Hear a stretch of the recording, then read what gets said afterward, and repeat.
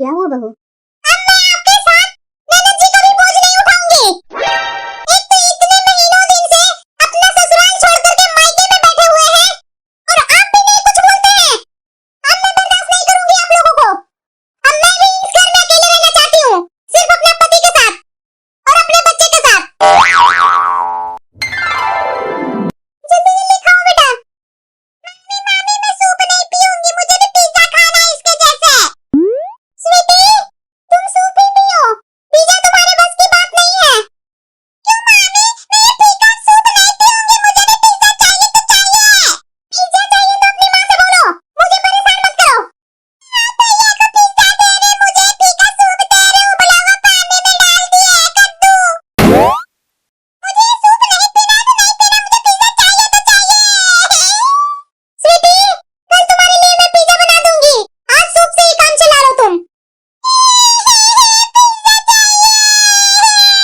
क्या भाभी, बच्चों में भेदभाव कर रहे हैं आप? मैं बच्चों में भेदभाव कर रही हूँ तो आप कर लीजिए ना एक समान। एक तो ससुराल छोड़ करके मायके में महीनों दिन से बैठे हुए हैं और मुझे सिखा रहे हैं ये कि मैं बच्चों में भेदभाव कर रही हूँ। आप खुद अपना देख लीजिए ना, उसके बाद मेरे ऊपर बोलेंगे। हाँ हाँ, बोलेंगे क्यों नहीं आप? मेरा पति अच्छा रहता तो मैं आपका इतना डांट सुनती मायके में रहकर। मेरे साथ तो भेदभाव आप करते ही थे, मैं नहीं कुछ बोली। अब आज से मेरे बच्चे के साथ भेदभाव करना चालू कर दिए। ये सब पति के कारण ही होता है ना। आपका इतना अच्छा ससुराल मिल गया तो आप तो खुश रहेंगे ही। मेरा ससुराल आपके जैसा नहीं ना है, उलाहना देंगे ही हम मुझे आप। आपको जो सोचना है मेरे बारे में वो सोचिए, आपकी एक भी बात का परवाह नहीं पड़ता है मुझ पर। काश मेरे पति का व्यवहार मेरे साथ अच्छा रहता तो मैं अपने मायके में क्यों बैठी रहती? भाभी का इतना तरह तरह के ताने मैं क्यों सुनती? स्वीटी रो नहीं बेटा, मैं तुम्हें शाम तक पिज्जा खिला दूंगी, तुम रो नहीं, चुप रहो। वाह ननद रानी वाह। क्या हुआ भाभी? अब तो मायके में रह करके मायके को ही उजाड़ना चाह रहे हैं। अभी अभी आपने खाना खाया था ना, फिर से आप किचन में क्या कर रहे हैं? भाभी स्वीटी को खाना पसंद नहीं आया था, इसलिए मैं उसके लिए कुछ अलग बनाने आ गई थी। बड़ा स्वीटी के लिए खाना बनाने, जब आप लोग माँ बेटी को यहाँ का खाना पसंद ही नहीं आ रहा है तो यहाँ बैठे क्या कर रहे हैं? आपको क्या लगता है कि आप लोग दोनों माँ बेटी आकर के मेरे सर पर बैठ जाएंगे और मैं कुछ नहीं बोलूंगी? भाभी जब से मैं यहाँ आई हूँ मायके में अपना, तो क्या मैं बैठ कर खा रही हूँ? भाभी आपसे ज्यादा मैं काम करती हूँ कि आपको बुरा न लगे, उसके बाद भी आपको बहुत बुरा लगता है हम दोनों माँ बेटी को खाना में। काम तो मैं पहले भी कर लेती थी, क्या अब मैं काम नहीं कर सकती हूँ क्या? मुझे किसी की जरूरत थोड़ी ना थी घर के काम करने के लिए। साथ में आप लोग को भी खिला रही हूँ, वो बेकार ही ना जा रहा है, उल्टा मेरे ऊपर बदनाम कर रहे हैं आप। भाभी हम लोग खा रहे हैं जो बेकार जा रहा है। कभी मैं नहीं सोची थी भाभी कि आप मेरे बारे में इतना गंदा सोचेंगे। अरे भाभी कोई अपने नौकर के साथ भी ऐसा नहीं करता है, उससे बदतर मेरे साथ आप कर रहे हैं। मैं अपने ससुराल में ही रहती जो ठीक रहता, 10 बातें 10 गालियां सुन लेती जो अच्छा रहता, लेकिन इतना आपके मुंह से कड़वा बात तो नहीं ना सुनती। अब समझ में आ रहा है ससुराल की बातें। क्या हुआ गुल्लू, तुम रो क्यों रही है? देखो ना माँ, भाभी किस तरह से मेरे साथ बर्ताव कर रहे हैं माँ। आज तो माँ भाभी ने हद कर दी, हम लोग को खाने पर उंगली उठाई है माँ कि हम लोग खा रहे हैं जो बेकार जा रहा है उनका। अब तुम ही बताओ माँ, मैं जब से ससुराल से आई हूँ मायके, बताओ कि एक काम भी छोड़ दी हूँ? सारे काम सुबह से उठ के नौकर जैसा करते रहती हूँ माँ, लेकिन भाभी का रवैया देखो कि मेरे ऊपर दिन पर दिन गंदा होते जा रहा है। पहले तो ऐसा नहीं करती थी भाभी माँ, इस बार ऐसा क्या हो गया? अरे माँ मेरे साथ तो करती, मेरे बच्चे के साथ भी गलत व्यवहार कर रहे हैं माँ। माँ तुम कुछ बोलते क्यों नहीं है? इस तरह से गुम क्यों बैठी हुई है? क्या बोलूं गुल्लू, तुमने तो मेरी भी जिंदगी नरक करके बैठ गई है। नहीं माँ। और क्या, जब से तुम यहाँ मायके आई है और तुम्हारी भाभी को ये पता चला है कि तुम अपने सास ससुर से अलग रहना चाहती है, तब से तुम्हारी भाभी तुम्हारे भाई को हमेशा कान भर रही है और तुम्हारे भाई से हमेशा ये बोल रही है कि हमें भी अब सास ससुर से अलग रहने हैं, हमें भी अपनी गृहस्थी अलग करनी है। और ऊपर से तुम भी यहाँ आकर के बैठ गई है, उससे उसे और चिड़चिड़ हो रही है। अब तुम्हारी भाभी हर बात पर यही बोलती है कि जब मेरी ननद सास ससुर से अलग रह सकते हैं तो मैं क्यों नहीं, मैं भी अपने सास ससुर से अलग रहूंगी। बहू तो यह भी बोल रही है कि ननद की बोझ अब मैं और नहीं उठाऊंगी। माँ, आखिरकार पापा की, तुम्हारी और मेरी क्या गलती है जो भाभी हम लोगों के साथ रहना नहीं चाहती है? इन सब बातों में लोगों की गलती कहाँ होती है?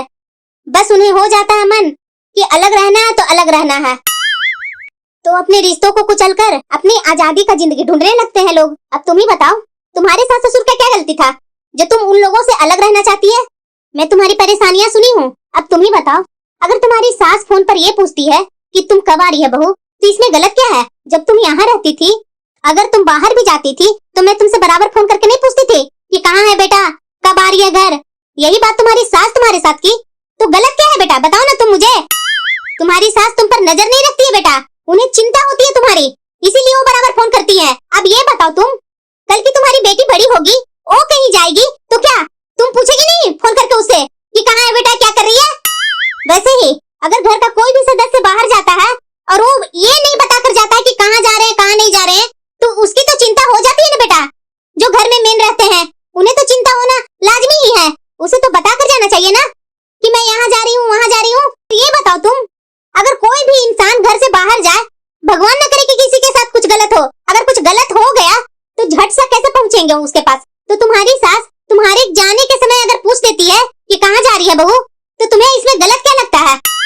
कभी कभी तुम्हें सुबह उठने में लेट होती है और तुम्हारी सास घर पर नहीं होती है, तुम्हारे कमरे के आगे तुम्हारे ससुर आकर के पूछते हैं बहुत तुम्हें उठने में इतनी देर क्यों हो रही है, तुम्हारी तबीयत तो ठीक है ना? तो तुम्हें ये क्यों नहीं समझ में आता है कि उन्हें तुम्हारी तबीयत की चिंता होती होगी?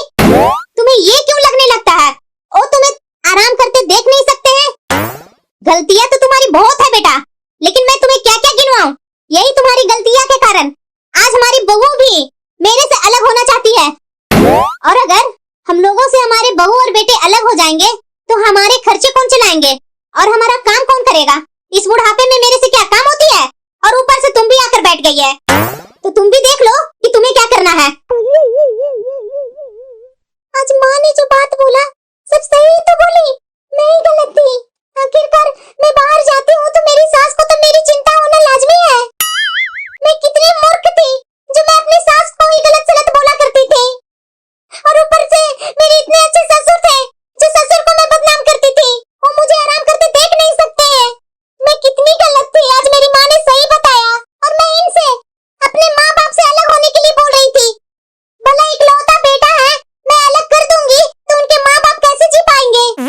आज मेरी माँ ने जो बोला बात तो सब सही बोल रही है कि मैं अलग हो जाऊंगी तो मेरे खर्चे कौन उठाएंगे, मेरे काम कौन करेंगे? मेरी माँ को कहे हुए बात को सोचकर मुझे इतना बुरा लग रहा है। जब मैं अपने पति से बोलती थी कि अपने माँ बाप से अलग हो जाइए तो उन्हें कितना बुरा लगता होगा। मैं बहुत गलत थी। भाभी, भाभी मुझे माफ कर दीजिए भाभी, मुझे अपने सास ससुर से अलग नहीं होने है भाभी, मैं आज ही अपने ससुराल जा रही हूँ।